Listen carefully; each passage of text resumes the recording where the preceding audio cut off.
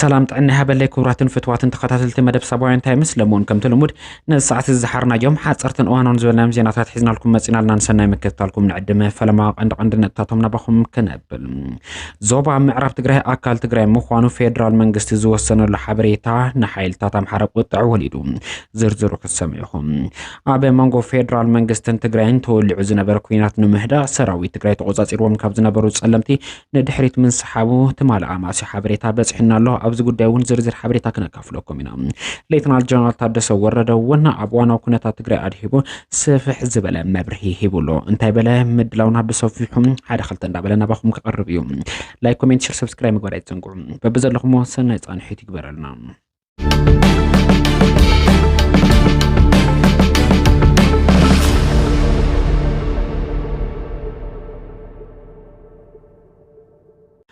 أبي كبابي على عساس قاطمة حادقة مكينة ناي تشعات سبات هوت بريو كابي كتما أقوله نهاجر سلامة حاجزنا مبصح زيتا بقصم مثل الشفر عصرت حموشة سفرت زنبرو انتخونه بس يحمن تملسون أبي كبابي على عسا حادقة مكينة قاطمهم تشعات سبات انتموتن 4 سبات دمه كبير قدات بس حوام اللهم كل سبات دمه قلل زبالة قدات كبصحهم كم زخالة تحبير اللهم نايتهم قدات سنة سرعة كبري لومي على 24 تنطري كل تشعر 10 شمانتن عامة مرت باقوزا تراجز أبي انداكي دان مرت أقولك في السميوم نقديات جنة منجست سمايات يوارسلنا نملا بيت سبدما ميديانا سبوين تايمس صنعاتي من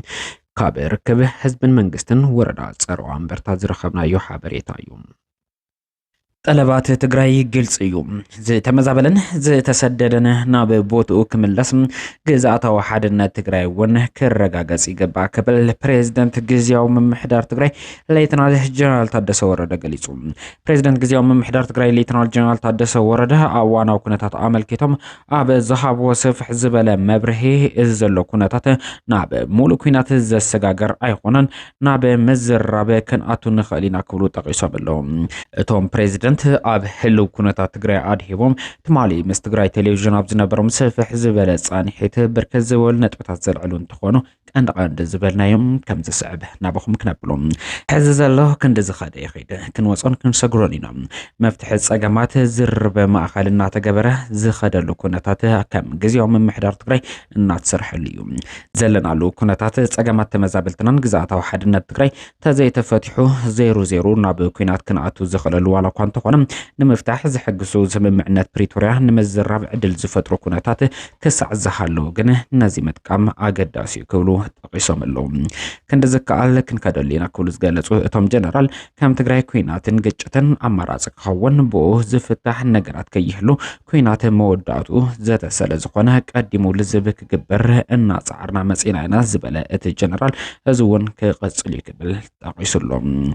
ግዛት ትግራይ ኾነ 1 ሚሊዮን ከባቢ ዝኸውን ተመዛበልትና ናይ ኩናት መበገስ ዘይኾኑስ ናይ ኩናት ውጽኢት እዮም ክብል ሓቢሩሎም ጠለባትና ንጹራት እዮም ትግራይ ናብ ሕገ መንግስታዊ ስርዓት እንትትመለስ ፌደራል መንግስቲ ብወገን ትግራይ ዘሎ ሉዓላዊ ግዛት ትግራይ ናብ ዝነበሮ መምላስ ተመዛበልቲ ናብ መረበቶም በመምላስ ናብ ተቀድመ ኩናት ዝነበረ ኩነታት መምጻእ ኣገዳሲ ነይሩ ክብል ሓቢሩሎም ተመዛበልቲ እንትምለሱ ቀዲሞም ከሰርሑ ዝግበኦም ነገራት ብሓይ ተገቢጦም ኣብ ዘሎ ሉዓላዊ ግዛት ትግራይ ኣብ ምዕራብ ትግራይ ዘሎ ዘይሕጋዊ ምሕደራ مفرسن تمزابلتي دحنناتهم تحاليو نخبرون بزمتن منقدم ناب مربتهم نخملاسو قدم خونات خوينو كم زتقامت قليصوم اللهم أب صلمتي تمزابلتي أب نملسل وان صقمات النيروم باتسم معنات مسارة تزنبر زي حقاهم محدرا كفرس إنا تقبوه إنا تتناخر زخادلهم معنات عف حدا غازو ودقلو سرعة مرتزي تغيرلهم دحننات اتم تمزابلتي تقراي تدقفل لخانا تبحالة أو حدا غازو ودقلو واني نيرو كبل الجنرال وسيخو يتقسم أبتي بحيل زي تتحازو حق منجستا وسناتن بوتاتاتن تقراي ريفرندم كجبر زبل بمنجست فيدرال صغرب حسابه بتقراي وغندما كومو عينت دليتات كم زيبلنا እናገለጽና ጸኒሕና ተመዛበልቲ ንምምላስ ኣብ 2016 ዓመተ ምህረት ናይ ሓባር መደብ ሒዝና ጸኒሕና ምምሕዳርን ዘይሕጋዊ ዕጡቃትን ፈሪሶም ናትና ዕጡቃት ውን ስሒቦም በዚ መንገዲ ውን ኣብ ጸለምቲ ተመዛበልቲ መሊስና ኢና ድሕሪ ስምምዕነት ፕሪቶሪያ ክፍታሕና ተገበኦ ግን ድማ ቦታታት ትግራይ ብኢዶም በሓይሊ ኣብ ዝተተሓዙ ቦታታትና ዘይቅበል ኣጨቃጨቂ ብዝብል ክሰፍሩ ዝተገበሩሉ ኩነታት ምህላው ጠቂሱሎም ካሊእ ፀገም ውክልና ህዝቢ ትግራይ ኣብ ፌደራል ዘይምህላው ዘስዕቦ ዘሎ ዕንቅፋታት እዩ እቲ ዝኸበደ ግን ሉዓላዊ ግዝኣትን ተመዛበልትን ዘይምምላስ እዩ ምምሕዳር ጸለምቲ ተፀዋዕነቱ ናባና ክኸውን ናትና ድሌት ነይሩ ክብል ዝገልጽ እቲ ጀነራል ብወገን ፌደራል ድማ ዝነበረ ምግብታት ተሓዊሱ ኣብኡ ዝነበረ ዕጥቆ ኣብኡ ንዝነበሩ ህዝብና ክሳዕ መንነቱን ንምቕያር ዝኸደ ፅዕንቶታት ፈጢሩ ይክብል ጀነራል ታደሰ ወረደ ይጠቅስ ኣብ ጸለምቲ ተምሃሮ ብቋንቋም ከይመሃሩ ስሩዕ ምሕደራ ከይህሉ ሕገ መንግስታዊ ሉዓላዊ ግዝኣት ትግራይ ደጊፍካ ኣባል ሕወሓት ኢኻ ናብ ዝብሉ ኩነታት እናኸደ ህዝቢ ዝበሳበሰሉ ኩነታት ተፈጢሩ ይክብል ሓቢሩሎ ጉዳይ ምዕራብ ትግራይ ካብቶም ብጣዕሚ ፈተንቲ ዝበሃሉ ዝነበሩ ጉዳያት እዮም ክብል ዝገልጽ እቲ ጀነራል ተመዛበልቲ ንምምላስ ነቲ ግዝያዊ ምምሕዳር ትግራይ ኣግሊልካ ናይ ምኻድ ኩነታት ተራእዩ ክብል ሓቢሩሎም ኣተገባብራ እቲ ትልሚ ምምላስ ሙሉእ ብሙሉእ እቲ ግዝያዊ ምምሕዳር ትግራይ ንጎኒ ገዲፍካ ምንቅስቃሰሎ እዚ ክመዓራሪና እናሓተትና ፀኒሕና ክብል ጠቂሱሎም ብሰላምን ብልዝብን ዝምለሱ ሕቶም በር በኮይናት ዝምለስ ሕቶ የለን ኢልና ንኣምን ቀጻሊ ዝርርብ ኣብ ዘድልዮም ጉዳያት ድማ ንምልዛብ ድልዋትና ክብል ጠቂሱሎም እዚ ዛዕባን ካልኦትን ምስ ፌደራል መንግስቲ ንምምያጥ ቆፀሮ ነይሩ በረራ ኣየር ብምቁራፁ ከም ዝተረፈ እቲ በረራ እንተተመሊሱ ንምይጥ ከም ዝኸዱ ሓቢሮም ኣለዎም ኣፈላላያትና እናፅበብና እቲ ዘሎ ሽግር ክንፈትሒና ክብል ዝገልጽ እቲ ጀነራል ናብ ኩናት ናይ ምእታው ድሌት ስለዘይብልና እቶም ሕቶታት ናብ ስምምዕነት ፕሪቶሪያ ወሲድና ክንፈትሖም ክንሰርሒና ክብል ጠቂሱሎም ኣብዚ ቅንያት ዝግበር ዘሎ ናይ ድሮን ጥቃዓታት ናብ ሙሉእ ኩናት ንምስግጋር ዝግበር ምድላዋት ጉባኤ ይኾነን ክብል ሓቢሩሎም ኩናት ክፈጥሩ ዝኽእሉ እንኮ ዛዕባ ካብ ሕቶ ምምላስ ተመዛበልትን ምምላስ ግዝኣታዊ ሓድነት ትግራይ ዝዓቢ የለን ግን ድማ ሰላማዊ መንገድን ብምዝራብን ንምፍታሕ ምቀዳም እዩ ናትና ድሌት ክብል ሓቢሩሎም መንገድን ድሌትና ንህዘተ ክብል ዝገልጽ እቲ ጀነራል ኣብዚ ክስመረሉ ዝግባእ ድማ ሕቶታትና ክምለሱን ክፍትሑን ከለው ክብል ሓቢሩሎም ኣብ መንጎ ፌደራልን ትግራይን ዝህሉ ምውጣጥ ስምምዕነት ፕሪቶሪያ መፍትሒ ኣሎ ናብኡ ምኻድ ክብል እውን ይሕብር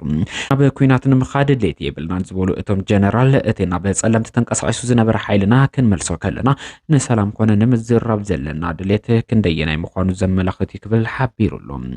ደብዳብ ድሮን መክያድ ኣፈታታሓ ሽግር ናብ ዝዓበየ ብርክት ዝወስድን ናብ ሙሉእ ኩናት ዝወስድ ስለ ዝኾነ ክኹነን ይግብኦ ክብሉ ሓቢሮም ኣለዉ እዚ ከምዚሉ እንዳሃለው ግዝኣታዊ ሓድነቱ ከረጋገጽ ተመዛበልቲ ናብ መረበቱ ንምምላስ ብኣንፈት ጸለምቲ ተንቀሳቂሱ ጽንሕ ጀግና ሰራዊት መከላኸሊ ትግራይ ካብ ትማል ምሸት ከባቢ ሰዓት 1 ኣማስዩ ናብ ዝነበሮ ቦታ ክምለስ ከም ዝኽኣለ ተገሊጹሎ ነዲማ ሓዊሱ ንብርክት ዝበሉ ከባቢታት ጸለምቲ ተቆጻጺሩ ጽንሕ ጀግና ሰራዊት መከላኸሊ ትግራይ ብዝተኻቦ ትእዛዝ መሰረት ናብ ንቡር ቦታኡ ከም ዝተመለሰ ተገሊጹሎ ኣብ ቀጻሊ ምስ ፌደራል መንግስቲ ዝግበሩ ዘተታት ነቲ ዘሎ ኣፈላላይ ናብ ሰላም ከመጽእ ዝኽእለሉ ባይታት ዝፍጠር እንተኾይኑ ናይ ዘተ ኣማራጺ ንምግባር እዩ ጀግና ሰራዊት ምክልኻል ትግራይ ንቐድሚት ዝገብሮ ዝነበረ ጎስጓስ ገዲፉ ምእንተ ሰላም ንድሕሪት ከንሰሓብ ዝወሰነ ፌደራል መንግስቲ ድሕሪ ንውሕ ዝበሉ እዋናት ማለት እውን ድሕሪ ኩናት ትግራይ ንፈለማ እዋን ንዞባ ምዕራብ ትግራይ ንጸለምትን ኣካል ትግራይ ግሩ ምቅራቡ ኣገራሚ ኮይኑ እንዳተባሃለ ይርከብ ኣብዚ ቅንያት ብኣንፈት ጸለምቲ ዝተኻየደ ወተሃደራዊ ስጉምቲ ፌደራል መንግስቲ ናብ ዝውሳነ እዚ ኣትዩ ይኸውን ንዝብል ግምታት እውን መበገስ ኮይኑ ይርከብ ቀደም ክብል ፌደራል መንግስቲ ብዝተፈላለዩ ትካላቱ ኣቢሉ ንግዝኣት ዞባ ምዕራብ ትግራይ ንጸለምትን ኣካል ክልል ኣምሓራ ገይሩ ተደጋጋሚ መግለጽታትን ናይ ስራሕ ዕዮታት በመጽንሑ ዝዝከር እዩ ዝገነ ቦርድ መረጻ ኢትዮጵያ ግዝኣታት ትግራይ ዝኾኑ ግዝኣት ዞባ ምዕራብ ትግራይ ንጸለምትን ኣካል ትግራይ ብምግባር ኣብዚ ዓመት ዝካየደ ሸውዓይ ዙር ሃገራዊ መረጻ ኢትዮጵያ ኣብ ውሽጢ ትግራይ ኮይነን መረጻ ዘካይድሉ ባይታ ምፍጣሩ ዘመላኽት ደብዳቤ መውጽኡ ስዒቡ ብወገን ሓይልታት ኣምሓራ ቁጥዕ ወሊድሎ ብፍላይ ኣስመላሽ ኮሚቴ ብዝብል ተደራጆም ንዞባ ምዕራብ ትግራይ ብሓይሊ ተቆጻጺሮም ኣብ ልዕሊ ህዝቢ ትግራይ ግፍ እንዳፈጸሙ ዝቐጸሉ ከምነ እሸቱ ደመላው ኮሎኔል ደመቀ ዘውዱ ዝበሉ ኣካላት ኣብ ልዕሊ እቲ ቦርድ መረጻ ከቢድ ናይ ተቃውሞ መግለጽታት እንዳዘርግሑ ይርከቡ እዚ ፈጺምና ይነቀበሉን ከንቃለሰሊና ክብሉ እውን ንቦርድ መረጻ ኢትዮጵያ ከጥንቅቑ ተራእዮም ኣለዉ